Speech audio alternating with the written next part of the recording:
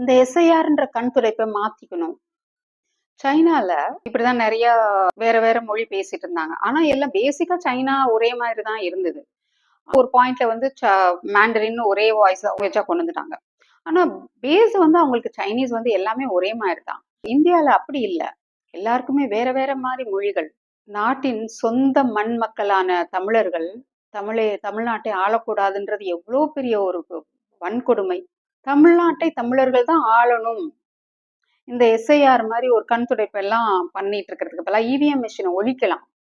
EVM மிஷினை ஒழிச்சிட்டு அந்த paper ballot system வச்சு அதுல வந்து அன்னைக்கு ஈவினிங்கே பாண்டியனையா அதை தான் சொல்றாங்க. ஓட்டிங் போறது மாத்திரம் சீக்கிரட்டா இருக்கும்.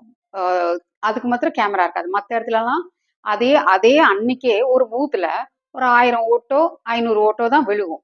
அந்த 500 ஓட்டையும் ஒரு எக்ஸ்ட்ராவா அங்க பாத்துட்டு அந்த பூத்தை பாத்துக்கிற அவங்களே ஒரு 2 மணி நேரம் செலவு பண்ணி அவங்களுக்கு எக்ஸ்ட்ரா டீ காஃபி ஸ்நாக்ஸ் இதெல்லாம் வாங்கி கொடுத்து அப்பவே கேமரா முன்னால உடனே அந்த பேலட் பேப்பரை காட்டி காட்டி உடனே ஓட்டை எண்ணிட்டா வெளிப்படைத்தன்மை இருக்கும், டிரான்ஸ்பரன்சி இருக்கும்.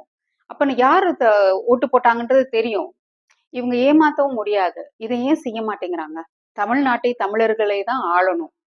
தமிழ் மண்ணுக்குரியவர்கள் தான் ஆளணும்.